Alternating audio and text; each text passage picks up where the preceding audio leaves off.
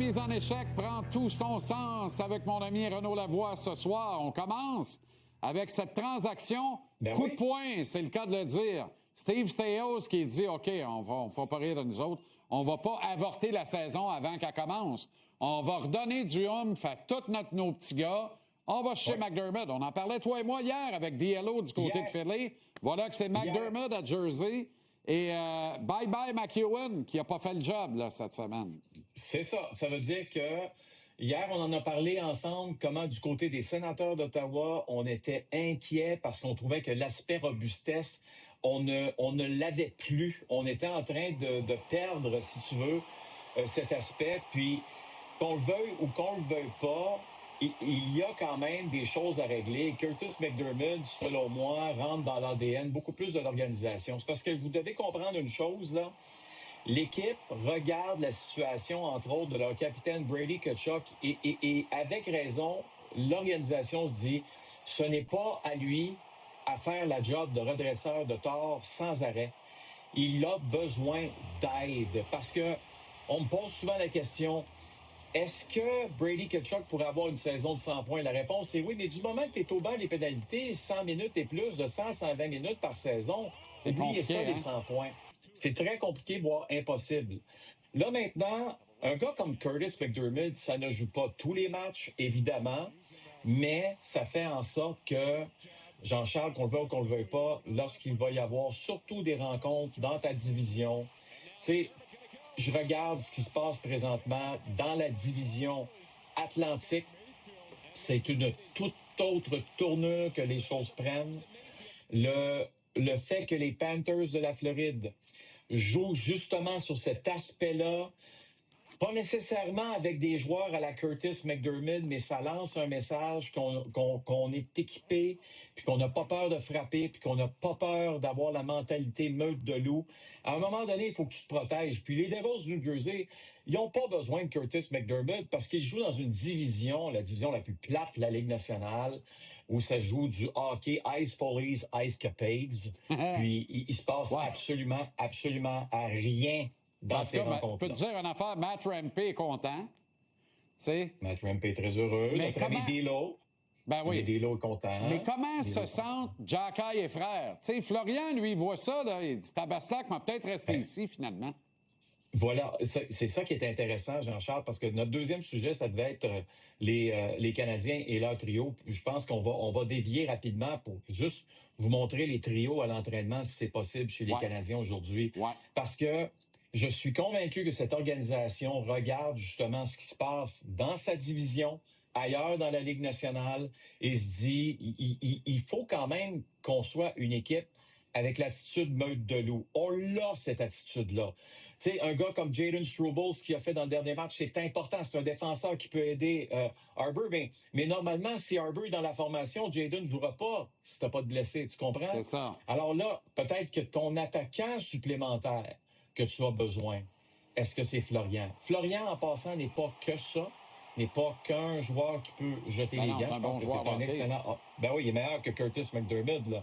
En fait, m'a dit de quoi, Renaud, là? Je pense que c'est un meilleur joueur de hockey que bagarreur au moment où on se parle.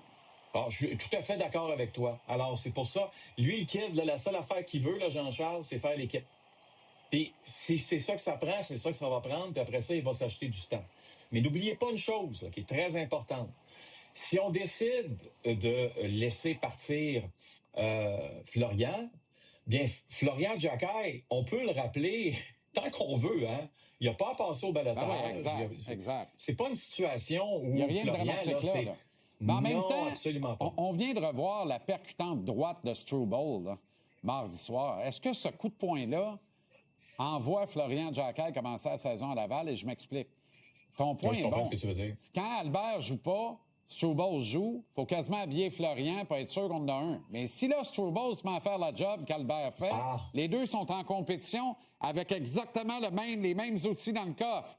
T'as moins besoin de Florian. Tu peux te permettre de garder peut-être un blé, puis c'est tout, là. Tu comprends? Ah oui. Non, mais exactement.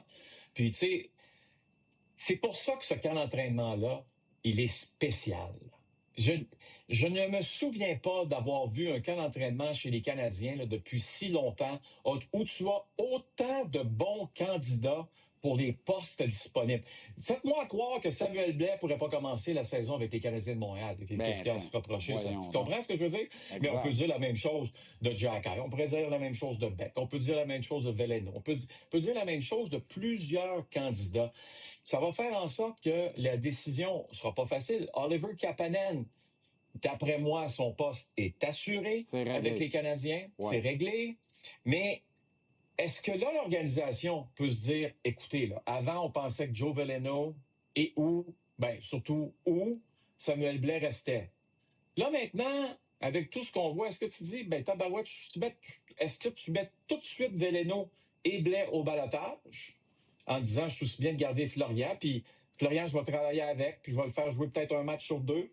Je sais pas. Mais entre toi et moi, les Canadiens veulent faire de Florian Giaccai d'abord et avant tout un joueur de centre.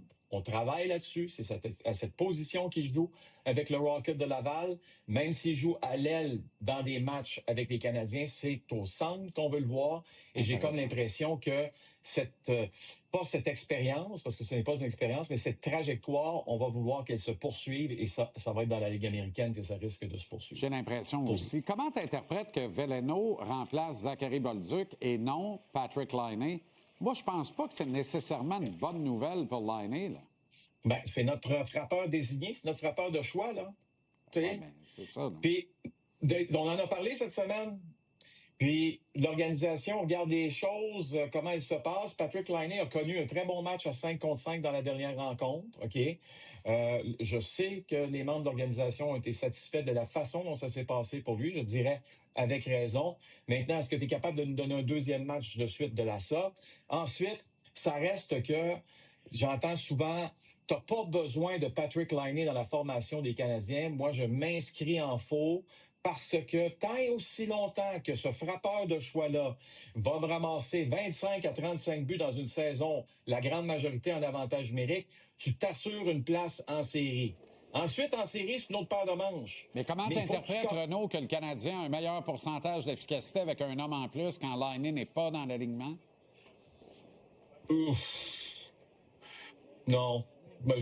Écoute, c'est quand même un fait. Je vais y aller avec la statistique. Je sais que c'est un chiffre. Je vais y aller avec la fameuse expression américaine, anglophone, c'est un fluke. Dans le sens que je ne vois pas comment cet avantage numérique-là est plus dangereux sans lui. Je comprends tout ça, mais quand tu as une arme aussi importante que ce lancer-là, et tant et aussi longtemps que ce lancer-là va être bon, Jean-Charles, il faut que tu le gardes. OK. C'est pas la première fois, puis c'est pas la dernière qu'on n'est pas d'accord. Ça donne des belles conversations, j'aime ça. Oui, on parle beaucoup là, parce qu'on souvent on se collecte notre propre mousse dans nos propres nombris, puis c'est bien correct. Puis en plus, c'est rendu le fun de jaser de nous-mêmes. Nous-mêmes étant le Canadien, dans ce cas-ci, les sénateurs. Mais c'est sûr que tu as jeté un œil sur la péninsule floridienne hier, là. Oui, puis écoute, juste pour finir sur notre ami Laine, ta vérité, ma vérité, Jean-Charles, il n'y en a pas une qui est meilleure que les autres. Parce que tu comprends. À part celle de Martin. C'est lui qui est boss. Et encore, lui dirait, écoute, j'ai pas la vérité infuse. Tu comprends? Il est au moins assez humble pour ça. Tu as dit quelque chose d'intéressant tantôt, là, par rapport à, dans la section atlantique, là, la terre a tremblé. La blessure de Barkov a fait trembler la terre, littéralement. Et tu sais aussi bien que moi que pour connaître quelques directeurs généraux de la section, tout le monde salive, là. C'est prenable, c'est jouable. Parlons du Lightning un peu. Oui, parce que les sénateurs ont vu ce qui s'est passé aussi dans le match d'hier soir entre les Panthers et le Lightning. N'oubliez pas que les sénateurs commencent leur saison où? Contre ces clubs-là, là. OK? Exact. Il faut se souligner, là.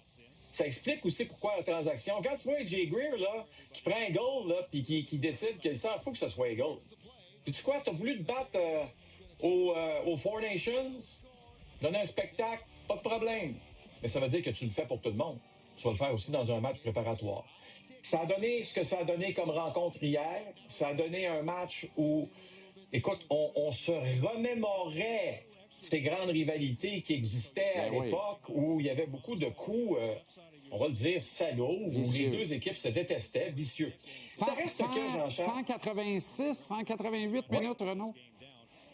Oui, exactement. Wow. Mais moi, Jean-Charles, là, toi et moi, et avec raison, on est d'accord sur une chose. Julien Brisebois, c'est un directeur général extraordinaire. On est tous d'accord là-dessus. Je pense que ma vérité, ta vérité, se rejoignent.